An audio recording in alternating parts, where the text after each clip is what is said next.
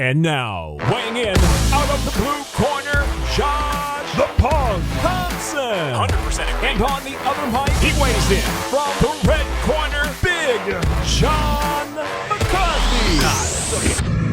Well, we are lucky enough to be joined by one of the greatest welterweights there is walking the planet right now, a man who is a Brazilian jiu-jitsu phenom, a master, a guy who has dominated great fighters in the UFC octagon. We're talking about Durinho, Mr. Gilbert Burns. How you doing, brother? Thank you. Doing great. Doing great. You know, I want everyone to know before we start this interview, you and I were supposed to fight. Oh, yeah. And you had put out a press thing saying that the reason why you wanted to fight me is because I'd never been submitted and you wanted to submit me. Come on, buddy. You got to do that to me. Why you got to say that? I don't even remember. Yes. But I did he said, because he's never been submitted and I want to submit him. I'm like, this guy, the one thing I have going for me, man, was I'd never been submitted. Luckily, we did not fight. I was hoping to get, he was at number 7 at the time. Yeah. It was 2-0 in the UFC. They offered me, I say, for sure, fight. For sure, it's an easy fight. Not easy, but number 7, yeah, for sure. I get it. I understand. How in the world did you used to make 155? Oh, my God, that was... Oh, my God. Look at that. The only thing that I have good from that was the mentality, you know, because I never missed a weight in the UFC. Yeah. But was dumb but tough on the same time, you know, making me a little tougher. But I got a couple of times at 180, 182 to make 155 on the fight week. You know what's funny is when our fight was called off, I think you still fought. I can't remember who you fought. But I fought Cowboy Oliveira, Alex Oliveira. Okay, Cowboy. and that was in Brazil, correct? Yes. So Bob Cook and Koscheck, I think, were down there, and they ran into you, and they said, how the hell is that guy going to fight Josh? Like, he's enormous, man. He's so big. There's like no way. Hold on. Dave, pull that up. You got his sheet here. Pull that up real quick. That fight in. Look how long ago it was. Because I remember that fight because I was there working that night. 14 or 15, right? 2015 or 14. Geez. And I swear to God, I remember I looked at you and I said, how in the world is that dude making 155 pounds? Because you were just built. I mean, I was like, it's not fair. I mean, Oliveira was taller than you, but I mean, he looked like a rail compared to you. That was a crazy weight cut. Not healthy at all. Look at this guy. Who is that guy? Look how skinny he is. What is this? Look at abs, serratus, the whole thing, man. Looking good. Yes. All right, Gilbert, you have had some incredible fights in the UFC, and when you look at everything that's going on right now, you are getting yourself ready for a fight against Jack Della Maddalena. Big time striker, a guy who's got a lot of hype behind him. He's got a great record, but you're a guy sitting way up here in the top 5, and he's a guy sitting way down, 11, 12 right there. Why is it that you agreed to take on that fight? There was not a lot of options. That was the first thing, no one on the top 5 was available. Kamaru, back then they had a fight. He was fighting Shavkat. He don't know if he's going to move up on the weight. And then we had Shavkat just forced to injury. And then Bilal Muhammad's fighting for the title next. Colby just fought. And then a couple guys that had a fight lined up already, like Ian Gary, like Vicente Luque just got a fight, but he had a fight with Ian Gary. Joffrey just got that fight with Ian Gary. It was not a lot of names, to be honest with you. And then when they offered me Jack, I knew, I don't know, I kind of felt that's going to be an upcoming guy. I felt, it's going to be one of these guys that coming. And because everyone might say no, so when they offer to me, they know I'm going to take it. For sure, it's a very risky fight. Yeah. But, I mean, it's good to test these newer guys. These guys are upcoming, hungry. I like to get tested against these guys too, and I want to see if these guys on the top 5 level. I fought who from this division from the last 5-6 years, fighting the best guys there. sometimes they offer me a guy. I don't know if they test me like I don't know if you still get like how he's gonna do against this guy. I think they test both of us, and I just kind of love those tests, you know.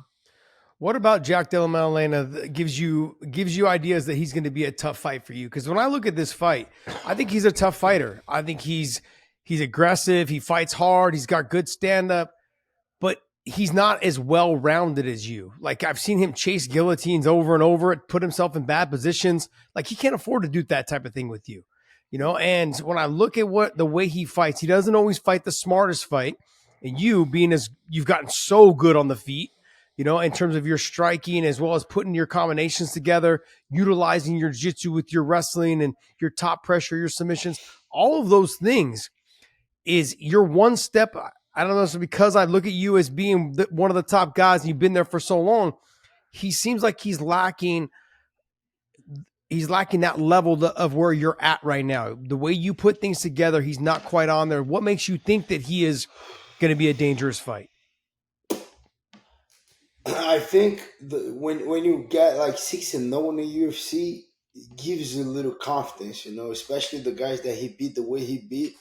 And I was on the corner against him when he fought in the Contender Series against a teammate of mine, Angelusa. Mm-hmm. And I kind of saw him super close, you know. That was even a good experience nowadays, remembering, because that fight went to a decision, but they fought each other super hard, you know. That was the first time that I saw Jack trying to wrestle a lot, because he was beating Orange, but even though he was beating Orange, he still want to mix it up a little bit, because Orange kept going forward, kept the fight on the feet. And I was there on the guy's corner, and then I saw like a moment that he threw a knee, and then he slipped, and then he got on bottom, and Orange was very, like, Orange is a big dude. He was on top of him, and I remember me screaming, "Let's go, Orange, stay on top, let's try to finish this fight." And then I kind of tried to get on Jack's mind, and I was saying, "He's tired. Get on top now. You know, he's slowing down. Now it's time for you to push." And I remember Jack looking at me, making the eye contact, saying no, and he got up. And then when I see those type of things, I know that guy's not gonna quit. You know, I know he was tough.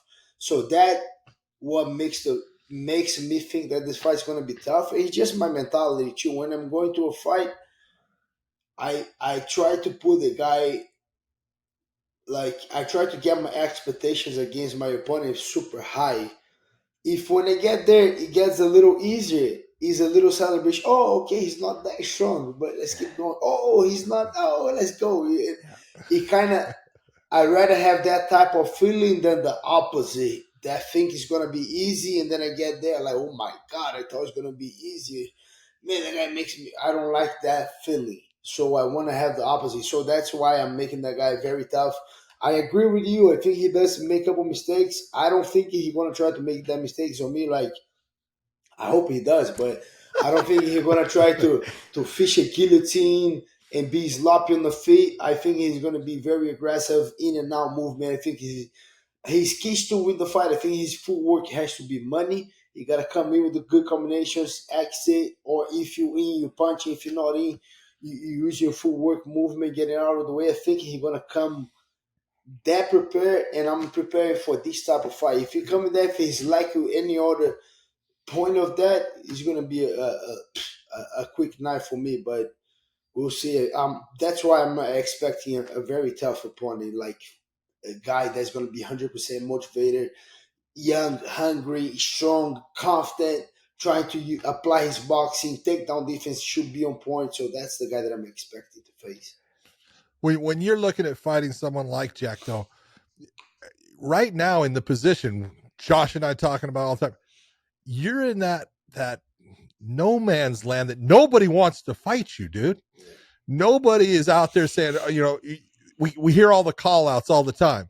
No one calls out Gilbert Burns' name, because you have such a dangerous background in that your ground game is an equalizer to everything, but it's your stand-up, like Josh is talking about. Your stand-up has gotten so good that you've changed your entire way of fighting. It used to be you would really be looking for those takedowns and trying to get the fight to the ground. Now it seems like when it comes, but you're never worried about it. I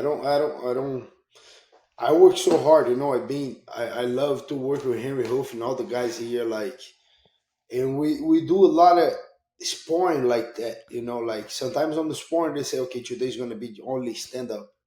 And like me, that's how I got better. That's how Logan Stoley got better. That's how a lot of fighters got better, because today's no takedown to save you.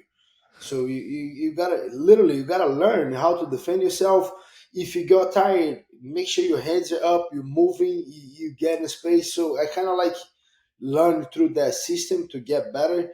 And another thing too is sparring those high level guys, like freaking sparring Jason Jackson and Impa Kasanganay, like another other champions for other organizations, freaking Michael Chandler. Like he's not easy, Vicente Luque. So there's two options on that. You can freaking hide and like you be scared, or eventually you show, you know what, I'm gonna keep my hands up. Let me see now when I'm going forward throwing bombs. Let's see how this guy gonna do. And eventually you kind of get better. And but I like to mix it up too. I think the jiu-jitsu, that's one thing. I just came back from Wagner, Russia. We had like a couple hard rounds in there, a lot of specific, top specific battle, and then we get a couple rolls. But I like to, that's the thing, like, I'm trying to break down that, but that was my mentality coming to MMA. I don't want to be just Demian Maia, not saying, talking bad about Demian, but I don't want to just I need the jiu-jitsu. I don't want the need of my jiu-jitsu to a cage fight. Mm-hmm. That's why I try to develop so much of my striking, but without losing the jiu-jitsu. Got to a point that I kind of lost a little bit, but then I got to get back and grapple a lot and get those grappling super fights to get back to my grappling. But I don't want to be only a grappling fighter. I think since the beginning, when I trained with Vitor Belfort, and then when I start punching, he always said, bro, you have a knockout power. And then I said, I don't think so.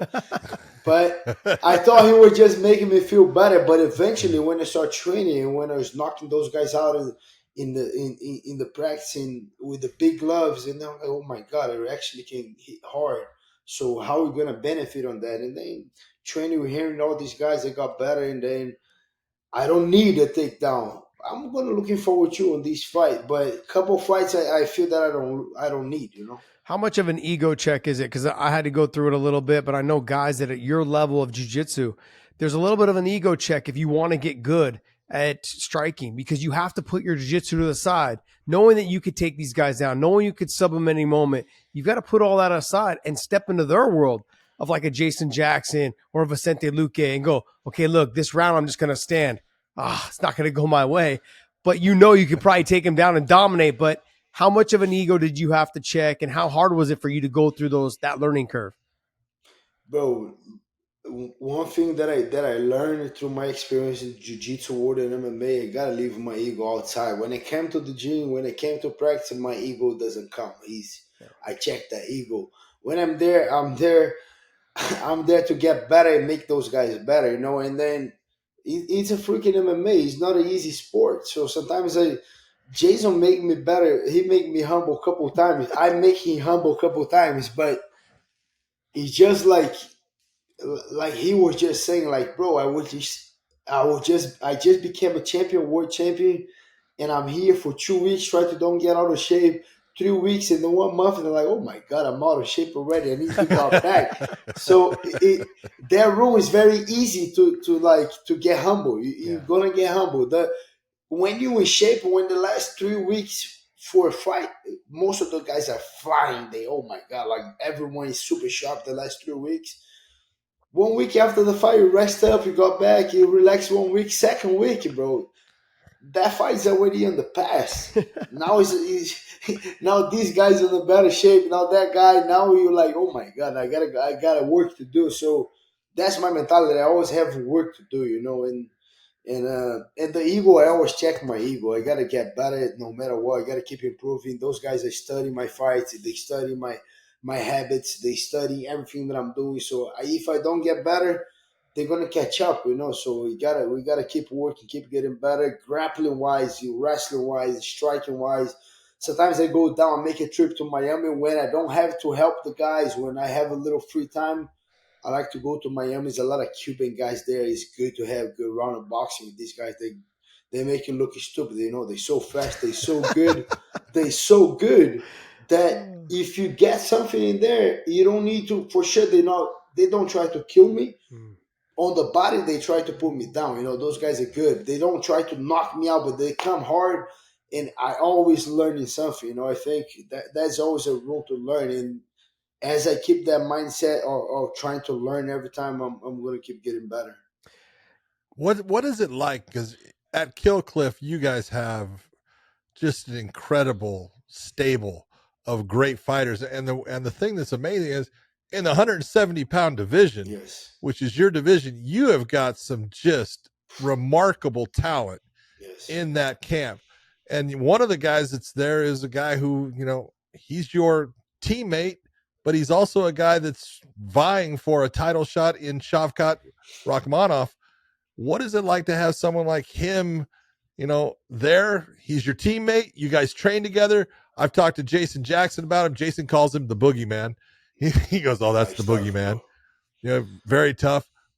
How is that working out? Would you ever, if given that opportunity, would you say, "Hey, man, this is about business. I want to be the champ. You want to be the champ," or is it not? We train too much together. That's not something we're gonna do. We're gonna fight, bro. He's like, I love it. There you go.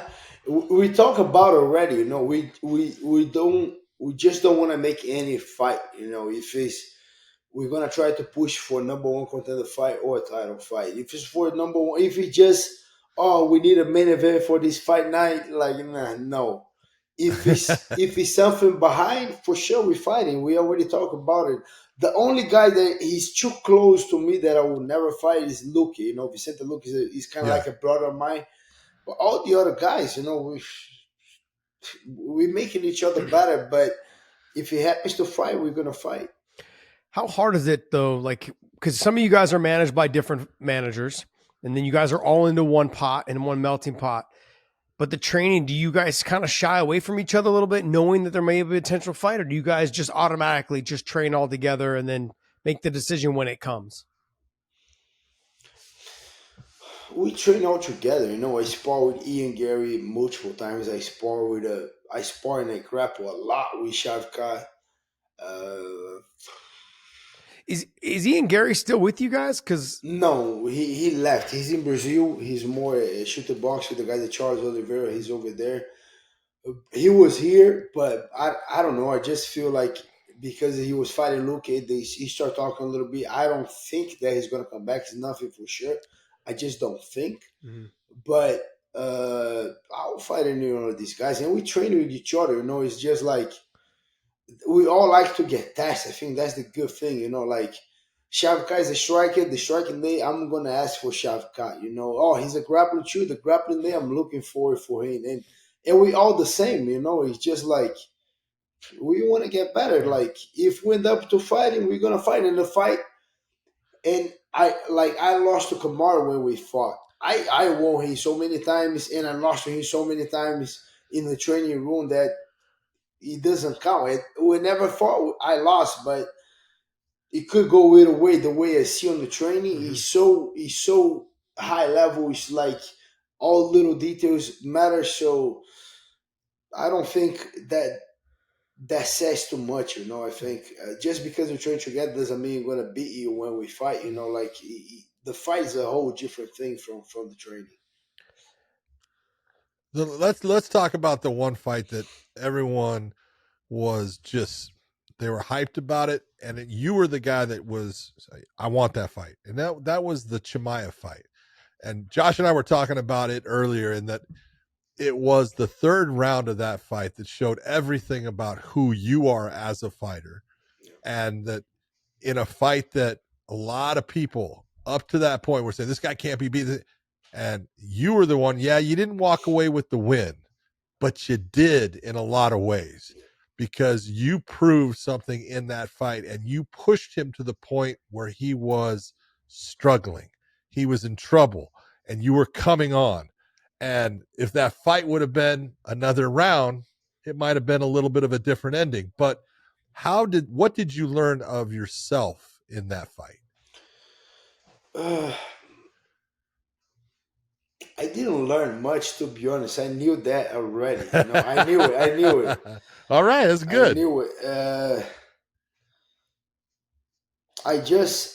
I think everyone got to know more of the things that I knew already. Me and the coach. Honestly, I knew that already, and I like that Jack fight. It kind of gives me a little bit of that too. When people, I think I'm the underdog in that fight again, and I love that. That's one thing that get me going. Henry already come at me. Oh, you're underdog, and then that I don't know. I just love to prove people wrong. Is one thing that I like very much.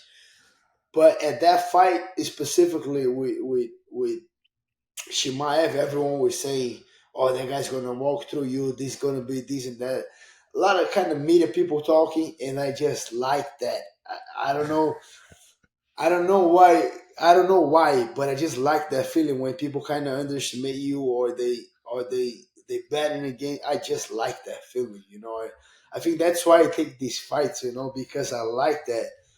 But for sure, it's always a lesson, especially with the loss. What I'm trying to think, what I learned. I learned so much on that fight. It was not a learning, to be honest. It was a lot of confirmation. The things that I knew it was going to be tough. I knew I'm not going to quit against this guy. I knew I'm going to get in trouble at one moment. I knew at one moment that guy might take me down, might get in a good position, might knock me down. But guess what? I'm going to keep fighting. If I'm on the floor, that guy's in trouble. I want to see if you're going to try to ground and pound and stay on top of me. So we train that so much. And one thing that I learned the most from that fight, a lesson that I took away from this fight, is to be a little bit more calm on the chaos, because you got a couple moments on that fight that I couldn't hear the coaches. I couldn't hear anything. It was super loud. A couple times I was hurt. That arena was insane. It was the loudest arena I ever fought. And I was talking to myself the whole fight, and I was just trying to stay calm, just like, hey, relax, we got this, we're gonna fight. And then he got hurt. Okay, he got this round, no problem. We're gonna keep fighting. So I remember my internal talk to myself was very strong at that fight, and it was just a big confirmation that who I am as a fighter. I'm just gonna fight. There's no quitting on me. There's one fight that I've always wanted for you, and I want to just know, has it been offered to you, and what's your take on this fight? I want to see you fight Colby Covington. I asked for this fight so many times. So many. To be honest, I don't even want to ask anymore. After that loss, I just, for sure, I think it was a lot of credit from Leon Edwards. But I just don't think the guy's not the same anymore. I don't think me looking at the guy, and I be in that position before that I was hurt, that I wasn't find the way, but I just don't think that, again, that's not a fact. That's my opinion. I don't think he was trying as hard. I think it was very hard. All credit for Leon. That guy was tagging you with good shots and everything, but I don't think he I don't know. I don't think he gave it all. I think that's why he left the way he left. That's why the talk is a little bit different. I don't think inside of him, I don't think he's kind of like, okay, I lost, but I try my best. I don't think he has that inside of him. So that's my take on that fight. What's your take on how come it seems like after every time he loses, he tries to fight someone who's in their 40s? He's calling out Stephen Thomson now. And now Stephen Thompson's 40 years old. He wanted to fight Masvidal. Like, he seems to go, when he loses, he wants to try to get the guys that are older. Yeah, that says a lot about the guy, right? So, maybe he'll call you out in 3 years. Maybe 3 more years, right? We'll make that happen. So, I don't know, bro. Not much good stuff to say about the guy, because, like, even if you're trying to compare, like Conor talk a lot of crap, but the only way people didn't eat him alive is because he backed it up not every single time, but most of the time he became a champion talking crap. Yeah. So people now you guys gotta take it because he became a champion talking shit. But these guys the opposite. He never became a champion. He kept talking. He just a little insanity, but it is what it is. People like it, so I don't mind. What do you think of? You know, it's really gotten to the point where the trash talk has gotten to the point it's not even about the fight anymore. It's not about you personally. It's going into, you know, families matters and things beyond. What do you think of your that? kids were almost involved in a brawl, right? At the last. Sorry, right? Yeah. I mean, how nice was that, Sean? Can you guys just scoot over a little bit? Just right over here, please. I mean, it was actually cool for him to kind of do it. He kind of gave me a little heads up. He said, I don't like this guy. They put us too close. I said, yeah, but it is what it is. He said, if I do something, I'll let you know. But I thought, I don't know. When the guy said that, I don't know. And then he laid like right now, and they're like, oh my God. Like, and then I pull the kids. Luckily, nothing happened, but I don't like the trash talking, to be honest. Yeah. You know, I don't. I think we gotta try to get on each other's head for sure. That's the fight game. That kind of I agree with, but we cannot go too far. You know, kind of boundaries. That boundaries that for me is the family. You know, we cannot go beyond the family. You know, for sure, I can go through you and say everything I want about you, about your performance, and about. I can go beyond on that, but not on the family. You know, I hate when people goes to Ian Gary's family or Sean Strickland's parents or these guys. I don't like it at all. It makes me now I want that guy to lose. You know, just because he's going against the guy's family. You know. Well, one of the guys that you train with, like you said, like is a brother to is Vicente Luque. We talked about John and I earlier. We filmed our show. We talked about his next matchup with Sean Brady. Tough fight. How is Luque looking? And also on top of that, what were the deciding factors when you guys were talking about him taking this fight? Why do you guys stylistically like this fight? He loves that fight. That was on him. I said, bro, if it's a tough fight, that guy gonna try to take you down, hold you down. But he likes it. He was very happy with the fight. Whenever he lost the Ian Gary fight, and then he said, I want to fight Sean Brady. He want to fight Sean Brady before the Ian Gary. And then like, but why Sean Brady? I don't think that's a smart decision. He said, no, I like that fight. He's been saying that. He's so confident that I'm like, okay. But I think we got like 3 to 4 guys at the gym that can do that game very well and get this guy prepared. I don't think it's an easy fight at all. But I do think if Vicente are able to control the takedowns, maybe especially in the beginning, and keep the fight on the feet, yeah, Sean Brady is in big trouble. Do you look at yourself as being one of his main training partners for that fight? Because stylistically, you're very similar to Sean Brady. Jiu-jitsu, wrestling, stand-up. And then I also look at Logan Storley, can help him with the takedown. These like that. You two have very similar body styles to Sean Brady and styles the way you guys fight to help Luque. Is that why he potentially likes this fight? Maybe I don't know. He said he likes the fight. I think another guy too. He's not as on a big organization right now. He fought Bellator once. He fought LFA a couple of times. Tyler Ray. He went up. Now he's fighting 185. That guy is strong. Like I think even he's gonna be me and Logan for sure. But Tyler's going to be the next guy going to give him so many rounds because Tyler's kind of like not as flow as me and Logan. Me and Logan not going to be too holding to one position. If that position is not there, me and Logan are looking for the next one. We're going to kind of chain wrestling, chain grappling more than I think Sean Brady would.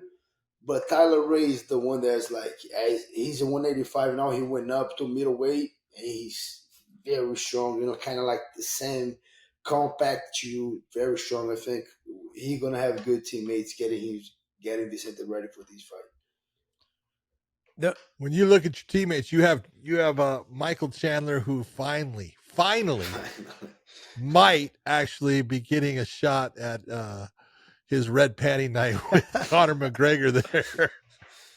when you hear that fight's going to take place at 185, does that make sense to you? He does. These guys are funny. Like, I don't know. Michael's kind of that's his walking around weight. You know, he walks around 185. I don't know. Connor.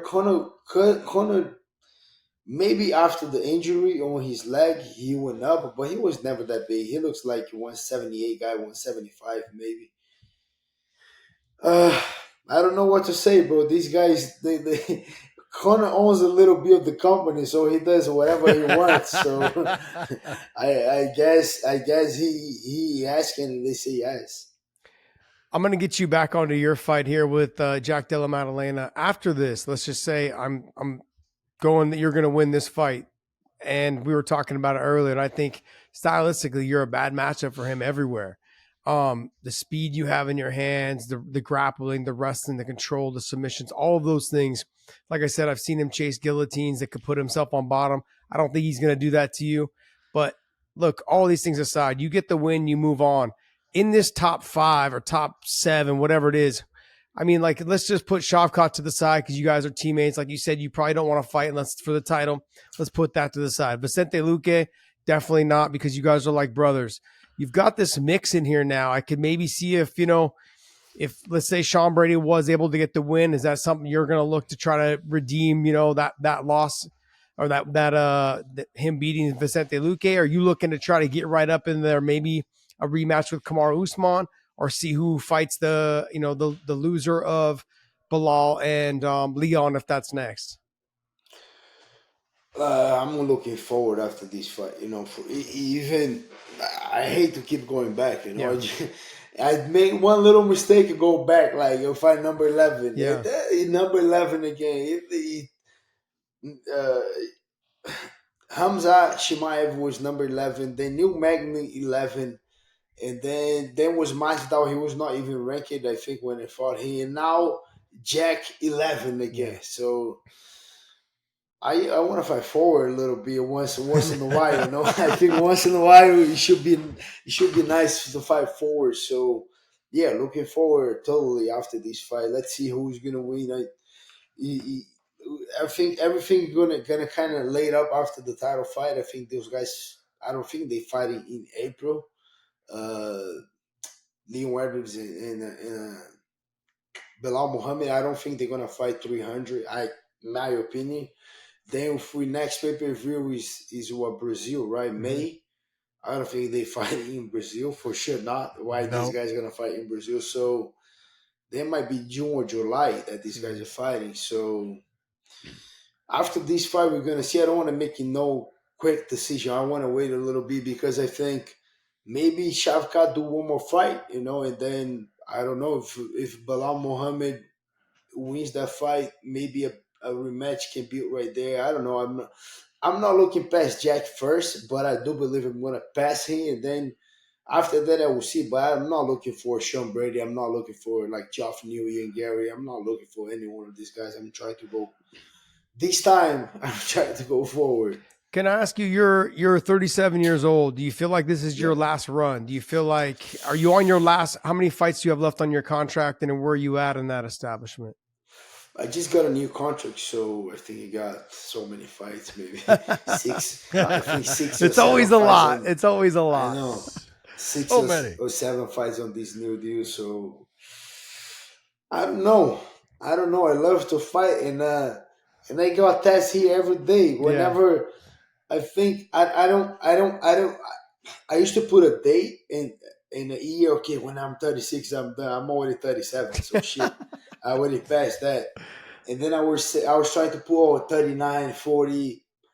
I'm not putting no dates, but whenever I'm not feeling like training or I'm getting beat up by Logan, Jason, Kamaru, these guys, I'm out. And then I'm like, oh shit, if I cannot keep up with these guys right here, I'm not gonna even try to go there. But let's see. I don't know if it will be my last run. I hope it's my last run and I become a champion. Yes. But We'll see. We'll see. I still that's the goal. You know, that's the main goal. I still have that desire in me to become a champion, to hold that belt. That's what get me going. To be honest with you, whenever kind of it's just for the money, it's just for the fight. I think I might slow down a lot, but I still have that desire. You know, that's why I still doing what I do. I put a lot of work into this game, a lot of recovery, freaking cold plunges, sauna, hyperbaric chamber, training, travel to Vegas, go with this guy, go with that guy. Like I still love that game, and then I put a lot of work. I still have that desire. Whenever that fire goes down, I, I call it a career. But as of right now, I still got a couple of years in me. Gilbert, it's always about, your career, and like Josh saying, you're on this second run towards the title, and you're right there. Yes. I'm going to take you away from your title run. Who is it that you enjoy watching? Who's the fighter out there that you go, man, this is the person, I don't miss one of their fights? So many. I gotta make a list for you. But Yeah. Alex Pereira is the one that always brings. Don't blame me for that one. Freaking guy crazy. I will fight a lot of guys. Two titles, 11 MMA fights. My crazy, God, right? I will fight so many guys. That dude, even though if I take him down, I might get, but I don't want to fight this guy. He's a couple guys that are like, I'm not fighting this guy. That guy was huge. When I look at him, like, oh my God. And but I like to watch Pereira. I like to watch Pantoja. He's another Brazilian champion too. That guy, freaking guy, go to a war like he don't stop. I like Justin Gaethje a lot. I like Max Holloway a lot. I like Charles Oliveira. I like Arman Tsarukyan. That fight's gonna be crazy. Boy, that's gonna be a great fight, huh? I like. Who do you pick in that fight? Wow. I think it's gonna be Charles. I remember when Arman beat another Brazilian dude, Joaquin Neto BJJ. Remember he fought this guy. He beat that dude good, but that dude hit him super hard and he felt that punch a couple times. Mm-hmm. And I remember Justin Gaethje saying something about Oliveira. He said Oliveira hit me that I never get hit like that before. So I think Oliveira can find that chain, especially Arman coming crazy the way he thinks he will, a first round knockout. And if he goes to the floor, even though Arman is a great wrestler, but that guy has so many submission wins that he freaking finds the way, So I got Oliveira on that fight. Close fight, crazy fight. Arman is good. That was a crazy matchmaking, but I got to go with Oliveira for this. Well, you said Max Holloway is one of your favorite fighters, but then you talked about Justin Gaethje also. They just got matched up today for the BMF title. Tell me, who do you think? I don't like this fight. I like both of these dudes. Tell me why don't you like it? Josh said the same thing. He says, I don't like that fight. I like both of these dudes, and shit, I used to like Tony Ferguson a lot too. See what Justin did with Tony Ferguson? Yep. I don't want him to try to do that with Max, shit, he's going to be a good fight, but I just think shit might not be a good night for Max, and then I think just that guy's going to throw bombs and Max is going to be able to take it, but that's not going to be good for him, so the way you kind of see it right now, but I don't know. I don't like that fight, just because I'm a fan of both guys. My argument is Max is 32. He's left in this limbo of not fighting for the title until if Topuria beats him, beats Volk or not. But he's 32. He's still in his prime. He's a baby if you think about it, right? 34, 35, you're still kind of towards the end of your prime. He's got a lot left in. And with a bad fight, if he takes a lot of punishment, it could change the way he fights the rest of his career. Yeah, becomes a freaking Tony Ferguson. Yeah. I hated that fight. Yeah, I like the way I love the matchmaking Arman versus Oliveira. I hate the one Max Holloway against Justin Gaethje. Oh my God, crazy. But it is what it is. It's the freaking fight game. It's not fair sometimes, and anything can happen. Absolutely. Well, I just want to tell you, hey, thank you so much for your time. Thank you for being on the podcast, and thank you for representing the sport of MMA with the class that you have, the way that you fight all the time. You always put it out there, and it is our personal hope that you get that shot at the title here in 2024. You know, Amen. Thank you. Gilbert, I'm going to come down to Kill Cliff one of these days, and I'm going to give you that chance to give me a sub, okay? I'm going to come down to Dude, you're gonna visit and give you that chance. Come. Brother, I wish you nothing but the best, man. And like I said, I've got you winning this fight, and I'm looking forward to seeing you fighting up from now on. And Yes. I hope the UFC sees the value in you fighting for the title here coming up, buddy. Nothing but the best, and talk soon. Appreciate you guys. Thank you.